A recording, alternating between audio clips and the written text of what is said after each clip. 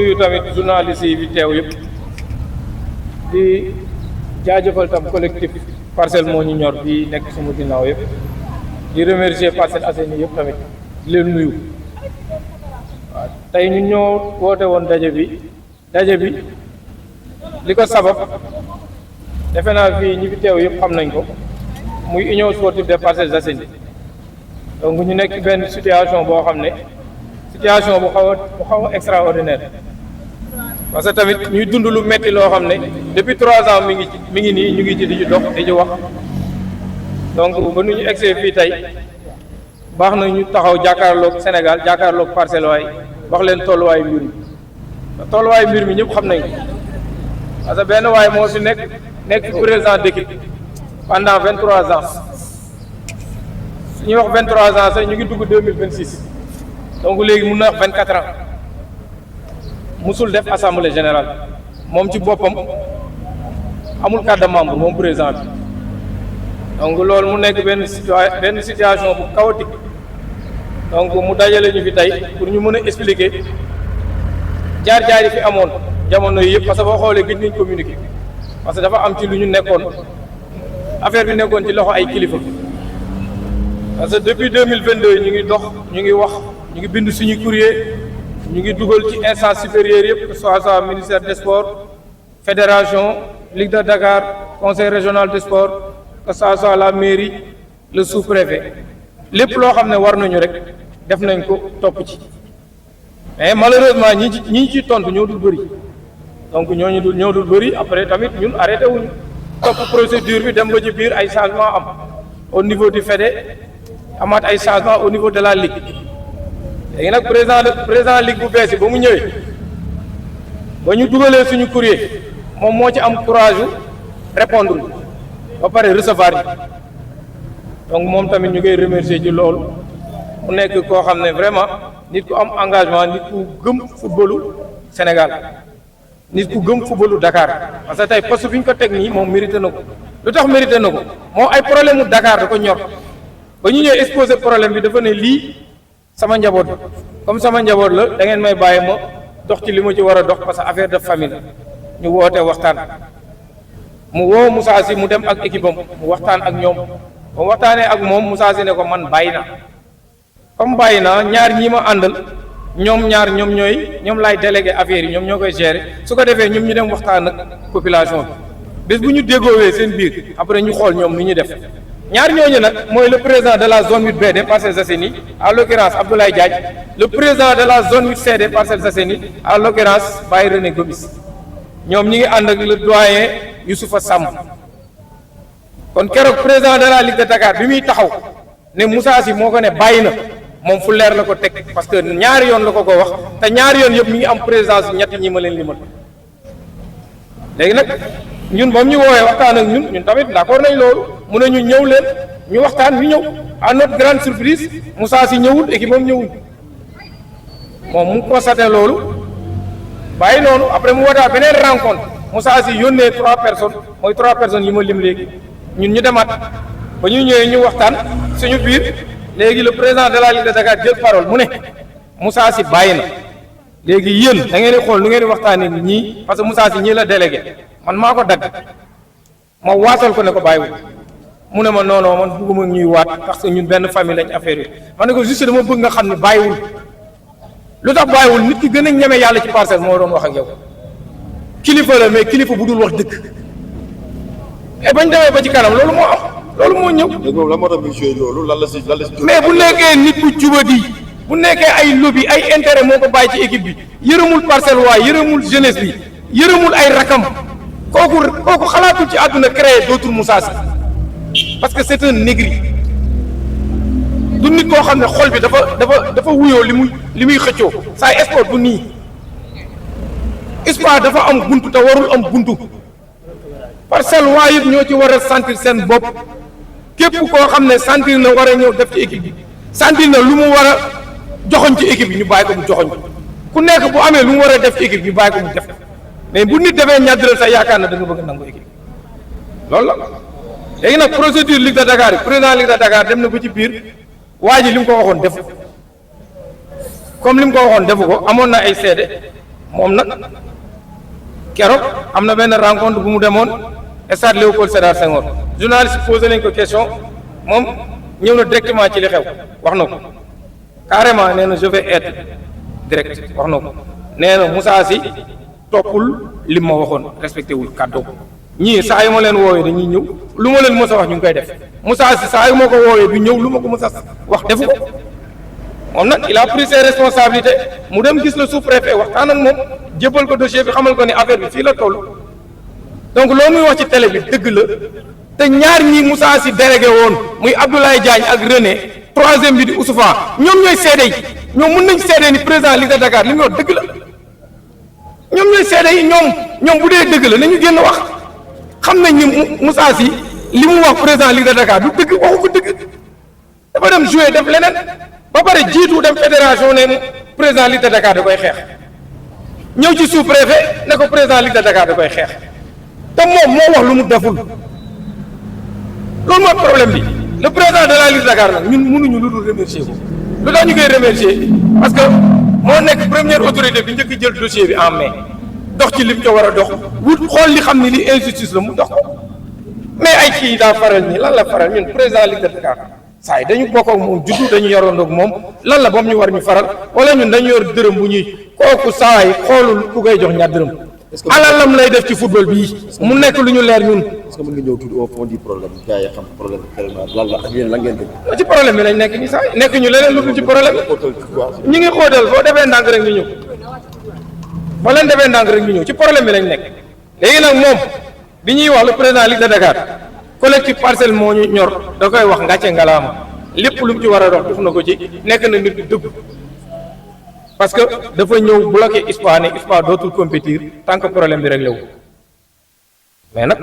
à notre grande surprise dafa jot lettre bu jógee fédération bu koy xamal ni ISPA da nga ko war a organiser moom nag mu ne du organiser ISPA par mesure de sécurité léegi nag comme affaire de hiérarchie la gars yi xamal ko ni nag da ngay organiser ISPA loolu moom mënatu ci dara mu dem gisee le sous-préfet jébal ko dossier le sous-préfet woo Moussa Sy waxtaan ak moom ba mu waxtaanee ak Moussa Sy ci même logique président Ligue de Dakar pour créer rencontre waa ji ne ko waaw mu woo ñu ñëw mu waxtaan ak ñun ci même logique pour créer rencontre ñu d'accord mu jàpp date ba mu jàppee date il a invité le maire bi yónnee son adjoint chargé du sport mu woo le commissaire bi yónnee le commandant Baba Diop mu woo la Ligue de Dakar le Ligue de Dakar yónnee le secrétaire général de la Ligue de Dakar mu woo conseil régional du sport seen représentante ñëw madame Dieng ñooñu ñëpp toog ñun suñu délégation ñëw mais comme d'habitude Moussa Sy ñëwul ak délégation chaque fois noonu lay demee fu ñu mënti dem noonu lay demee te ci biir loolu yëpp préfet tenir na réunion bi ni mu ko war a tenir am na lu ñu wax dañ koy téye parce que kilifa la dañu nekk di xuuse yenn yi léegi nag ñu ngi xaar li nga xam ne moom la préfet wax ñun exiger wuñu leen laaju ñu lu bëri laaju ñu lu extraordinaire li ñu soxla mooy assemblée générale Moussa Sy na jël équipe bi teg ko ci penc bi Parcelles waa bi gën a mérité jël équipe bi donc Parcelles yi génn appuyer ko jàppale ko mu yóbbu équipe bi foofu lañ toll te vraiment préfet ñu ngi koy ñaan mi ngi ci yoon bi suñu kilifa la xam nañ lépp lu mu war a def dinañ ko def te on a entièrement confiance en lui parce que suñu kilifa la xam nañ ne lépp lu mu ci war a def mu ngi koy def mais ñu ñaan ko rek nu mu gën a gaawee ñu def ko parce que tamit équipe bu jigéen bi mi ngi joué équipe bu jour bi dem na coupe du Sénégal bi dóor ko équipe bu jigéen bi mi ngi joué 3 matchs am na 2 défaites ak benn nul léegi pour ñu leeral côté boobu Parcelles waay pour ñu xam ñun ay nit lañ ay doomu aadama lañ ay gor lañ balaa ñuy nekk doomu Parcelles ñun xalaatuñu def ci ay stade naan dañuy tas match ISPA suñu ISPA la Moussa Sy moomu xamul tax moomu parce que bëggul équipe bi su bëggoon équipe bi dina xool li gën ci équipe bi mu def équipe senior góor 5e division la ñuy joué dafa mel ni gars yi bàyyiwuñ ko xel 5e division équipe bu jigéen ñi vitrine la woon ci football Sénégal di jël ay coupe du Sénégal di jël ay championnat mënutul am victoire mënutul sa dugal but loolu c'est un problème waa ji nag boofu ne du bàyyi loolu nag mënul nekk 23 ans jëm 24 ans ça suffit largement te doomu Parcelles yi màgg nañ taxaw nañ temb te amul arrière léegi nag Parcelles waaye yaakaar combat bi dafa jeex ak parce que ñee ñu ngi joué parce que ñun dañ tënku ci ay kilifa dossier bi dugg ci loxo ay kilifa mais mënuñu dul toog xaar déglu kilifa yi du ñun la ñuy xaar dégg naa nag ñoom ñu ngi yàq seen suñu der naan woy parce que dañu war a andi sécurité ñun dañ ñëw pour yàq match ñun yëguñu sax ñoom ñu ngi joué wallaay yëguñu sax seen match kañ lay commencé. joué kan mooy jël en charge jigéen ñi di joué kan moo loolu mooy li ñu la wax rek Moussa Sy la moom mooy yóbbu équipe moom mooy dem joué ñun amoon nañ équipe boo xam ne mi ngi entraîné ñu préparé ko mu nekk équipe bu compétitive que soit ça côté góor côté jigéen léegi nag comme fédération noonu la dox noonu la gisee ñun dañuy topp li nga xam ne mooy yoon le président de la fédération à l'occurrence monsieur Ablaye Fall ñun tam on a entièrement confiance en lui te xam nañ ni faluñu ko pour mu ñëw di def li nga xam ne ñeneen ñi loolu lañ doon def parce que courrier bu ne dugal nañ ko fédération mu dul am réponse musuñu ñu lijjanti Moussa Sy keroog ba Ligue de Dakar bloqué équipe am dafa dugal courrier fédération mais dañ ko tontu ci saa si ñun 3 ans ñu ngi dugal courrier fédération kenn musuñu tontu mooy li may wax léegi seule la Ligue de Dakar moo gis suñu courrier jël dossier bi en main traité ko dox ci lu mu ci war a dox préfet nag ba affaire bi duggee ci loxom mu jël ko en main di ci dox li nga xam ne moom la ci war a dox di remercier itam monsieur Jamil Sané le maire de Parcelles Assainies parce que def na sortie boo xam ne keroog wax na lépp ku déglu sorteem xam li xew yëpp ku déglu sortie maire bi xam affaire yi fu mu dooree ak fu mu egsee affaire bi nag am na historique suñu doyen Bass Ndiaye mi ngi fi moom mu ñëwee dina dugg ci historique bi di ngeen gën a xam affaire yi fan la commencé ba egsi fi tey mais maire mi ngi koy sant di ko gërëm di ko wax tamit mi ngi ci mais vraiment na gën a dolli na gën a jël ay responsable dem par rapport ak li xew mu xam ni Parcelles njabootam lañ population Parcelles dañu sonn parce que ay njabootam lañ parce que benn injustice moo fi nekk di perdurer moom wax na ko maire xam na ni saa ñu woowee ñun ñëw nañ Moussa Sy saa ñu ko woowee du def maire moo ko wax c'est parce que kon xam na dossier bi fan la toll muy le maire muy le sous-préfet muy le président de la fédération ñu ngi leen di ñaan pour ñu xam ni Sénégal dëkku yoon la dafa war a am yoon nañ ko teg ci yoon parce que waa ji toog fii bëgg tenir tête ñëpp mais au nom de quoi. parce que mbir mi nekkul politique aussi li ma la déggee. ñun bu raxee politique donc ñun sentiruñu loolu bu nekkee côté Moussa Sy nga kooku amatul 2 personnes Parcelles naka lay raxee politique Parcelles dañu xalaatati Moussa Sy seen bopp la mooy politique lii typiquement sport la mu boof ci benn équipe saa yi parce que ay subventions jigéen yuy ñëw ay subventions yuy jógee de gauche à droite moo ko fi bàyyi amul sax lu mu joxee joueurs yi di entraîner passe looloo fi nekk yorul lu mu lekk kan moo ko xalaat politique kan la Moussa Sy kan lay gagné fii ba ngay xalaat ay politique sport la ñu nekk ñu wax ci sport ñu yem ci sport yem typiquement suñu équipe di gën a woo Parcelles waaye li leen gën a ñaax pour ñu xam ni lii seen yëf du ko jóge Guédiawaye wala ko jóge Pikine moo ñu koy régler suñu mbir la suñu yëf la te pesum kanam nag boroom moo koy fajal boppam te ay doomu Parcelles taxaw nañ pour mu leer chaque fois ma joxe ci misaal ki nga xam ne tey mooy le roi des arènes saa ay Parcelles bii la juddoo kon doomu Parcelles yi màgg nañ ba commencé gérer ay responsabilités moom nag ay contexte lañ ko joxe woon équipe te doyen Bass Ndiaye dina si ñëw contexte yi changé na te xale yi Parcelles màgg nañ doomu Parcelles màgg nañ te li ñu war a faj dinañ ko faj par A ou par B. alors li ni mel bu saafaru loolu lañ ko bëggee fajee. li ñu mel day saafara amul bu saafara ni nga ko war a fajee ñu ngi si di ko faj parce que ñu ngi déglu kilifa bi waaw ki nga xam ne moom mooy c'est l'autorité administrative nekk suñu kilifa nekk le sous-préfet moo yor dossier bi ñu xam ne dañuy def assemblée générale ci télé bu gàtt ñu ngi toog di ko déglu te incha allah loolu dafay. alors fàttali ñu Papis Niang Parcelles moo ñu ñor ba pare di remercier ñëpp. Merci beaucoup, je m'appelle Bassirou Ndiaye, donc je suis du collectif Parcelles moo ñu ñor. À l'entame de mes propos, je voudrais tout simplement remercier les journalistes, mesdames et messieurs,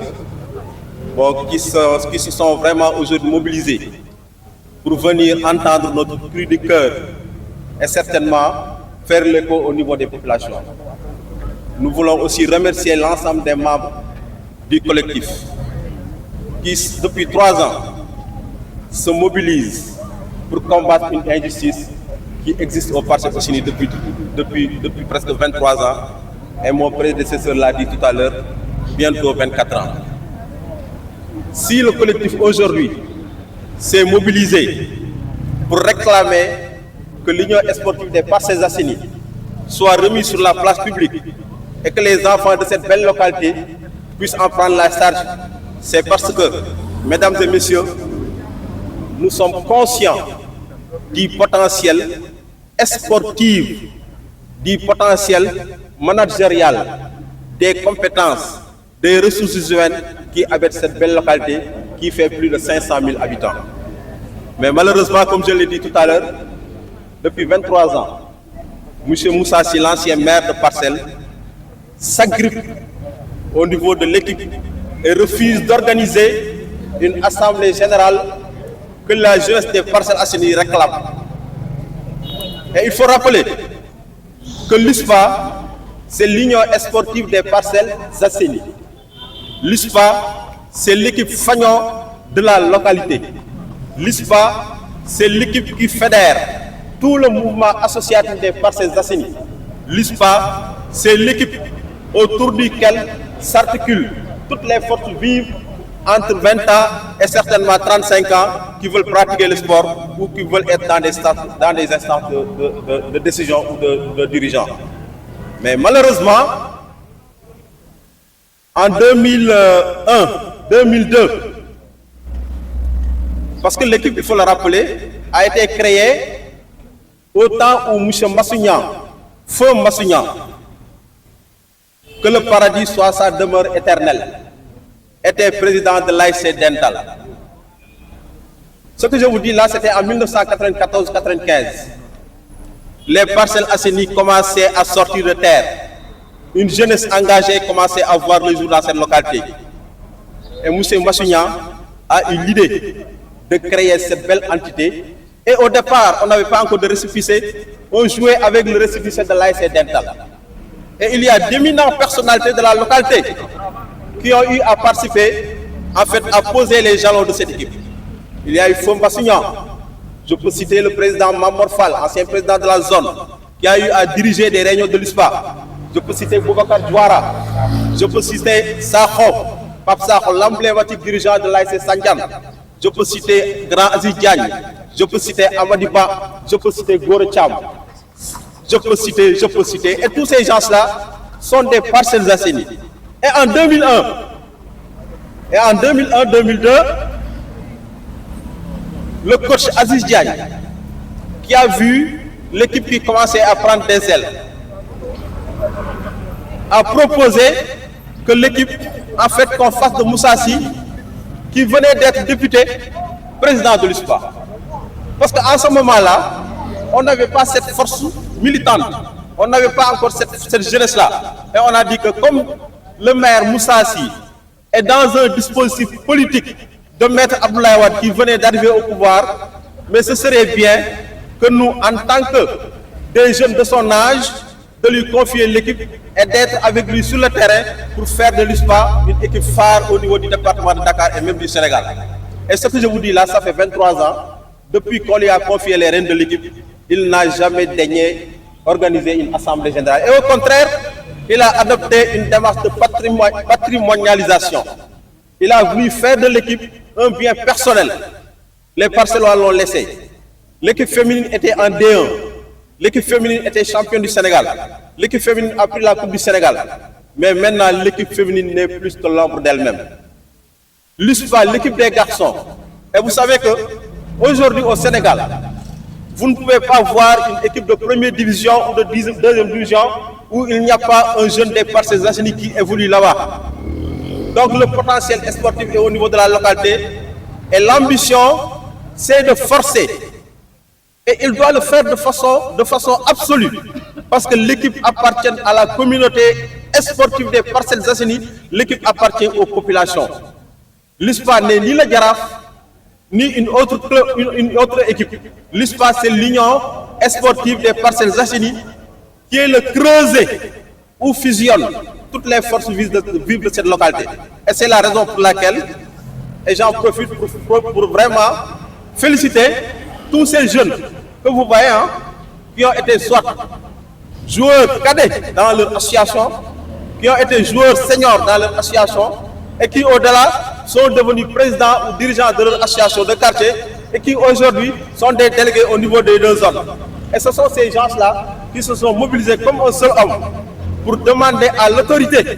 de prendre ses responsabilités et de faire en sorte que l'USPA puisse tenir ses assemblées générales et que l'USPA puisse installer des instances régulières,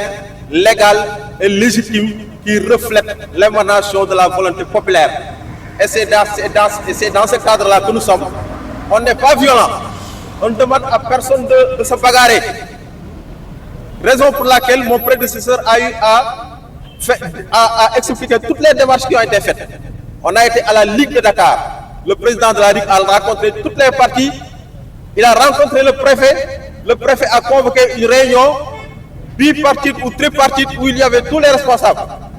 Le collectif était là-bas. Le maire des Parcelles a envoyé son adjoint et le commissaire de police et le conseil régional de la jeunesse. Donc tous ces gens-là étaient présents, mais le groupe dirigé par Moussa Sy a brillé par son absence. Et la conclusion qu'il faut tirer de ça est très simple. Monsieur Moussa Sy ne veut pas organiser d'assemblée générale de l'ISPA au niveau des Parcelles Assainies. Et nous réclamons la tenue de l'AG parce que c'est une demande sociale, c'est une demande locale. Et pour terminer, l'ISPA joue des matchs, mais ne reçoit pas ici aux Parcelles. Mais c'est une question que les gens doivent se poser. L'ISPA reçoit à Pékin, à Rufisque ou à Guédiawaye. Voilà à Yara. Ils ne veulent pas organiser, ils ne veulent pas recevoir aux Parcelles Assainies. C'est parce qu'ils savent qu'ils sont dans l'illégalité, c'est parce qu'ils savent qu'ils sont illégitimes pour diriger cette association, c'est parce qu'ils savent de la volonté populaire et que l'équipe soit remise au niveau de la communauté pour qu'on puisse installer, comme je l'ai dit tout à l'heure, des instances légales, des instances régulières qui auront un mandat olympique. Parce qu'on n'est pas là pour s'éterniser au niveau des instances. Quelqu'un qui a fait 23 ans de présidence, mais je pense que dans le monde, est-ce qu'il y a des clubs où des présidents font 23 ans? Il n'y en a pas. Nous voulons que l'ISPA respecte les textes, aille en danger et que les dirigeants qui seront élus au niveau de cette assemblée générale puissent avoir un mandat olympique et que chaque année ou bien chaque 4 ans, les instances soient renouvelées pour que les meilleurs enfants des Parcelles Assainies puissent venir participer au niveau de cette instance-là et se donner un objectif ultime qui est de faire de l'ISPA dans moins de 5 ans une équipe d'élite au niveau local, une équipe fagnon au niveau du département de Dakar et une équipe qui va briller au niveau national. Je vous remercie. Salaamaaleykum àdduna man la Serigne Abdoul Aziz Mbaye nekkoon entraîneur SPA benn nekkoon adjoint entraîneur yi fi jaar nekk entraîneur nawetaan depuis 2003 le feu Mamadou Diogo jëlee ñu ci nawetaan ñëw nañu kaa leen ñu dugg ci Parcelles Assainies yàlla dogal na ñu nekk Parcelles Assainies def fi suñuy preuve jàngi am ay diplôme ànd ak Moussa Sy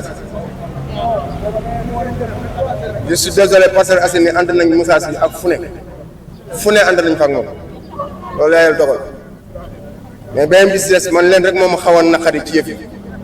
mooy Parcelles Assainies ba léegi xamuñu kuy Moussa Sy non xamuñu Moussa Sy adduna bi parcelle maa ngi leen koy wax Moussa gëmul Parcelles Assainies deuxièmement boppam la gëm Moussa li mu def ci adduna yëpp mooy nan lay def ba tout le temps ñu may gis ci kanam mais ki nekk ci ginnaaw wala kii liggéey ndax Ouspa tax ko jóg non chaque fois saa yu leen waxee danaan nan lay def d'ici nan lay def d'ici ngay dégg ci Moussa Sy man nekk naa fi entraîneur dëgg yàlla xam ko xam jikko xam ni muy doxalee récemment 2023 laa fi nekkoon adjoint alimal bi ñuy woo daf ma woo biir këram ne ma nan la ñuy def ba créer benn équipe d'ici balaa mandat bay jeex j'ai été trop clair balaa mandat bay jeex ñu mën a yëgale équipe kon moom xamoon na ni mandat bi day jeex xamoon na loolu bu leen ma lijjantil équipe bu compétitif bu leen ma lijjantil dara nan la ñuy def ba fexe créer équipe boo xam ne balaa mandat bay jeex ñu yëgal Ouspa. kon li ma doon wax sànq biir yow rek ma doon wax politique comme. non moom bu fekkee dafa rax politique moom la loolu moom la mais à ma très grande surprise ñu jël xale Parcelles Assainies yëpp woow yi ñëpp nag li grand Bass wax Papis wax ko mooy dëgg Parcelles Assainies doo dem équipe Ligue 1 doo fa génne doomu Parcelles Assainies Baara Sow mooy arrière gauche Teungueth FC Dias Babacar Fall mi ngi Jaraaf keneen ak non boo limee da ngay tar mais kon ñun lan mooy suñu problème ñun amuñu problème ñun benn problème la ñu am benn nit kese moo ñëw ne tant que moom nekk fi USPA du dox loolu fan la am ci àdduna amul fenn tant que man la du dox mais yàlla doxewul noonu. intérêt bi lan la moom lan la siy gagné. mais li mu ciy gagné daal moom moo ko xam mais daal en tout cas dama lay wax man sama conseil Moussa yàlla kër gu nekk mi ngi fay joxe dépense te añse wu loolu laa bëgg nga xam ko dencal ba message boobu yàlla kër gu nekk mi ngi fay joxe dépense te añse wu du yow rek yaa mën a jiital USPA mu dox ngir yàlla ak yonent bi delloo ñu li nga xam ne moom ñoo ko moom mais lan mooy problème bi Moussa day ñëw damay joxe prime premier match nga gagné mu joxe prime deuxième match nga joxe mu joxe troisième match nga nul mooy njëkk a ñibbi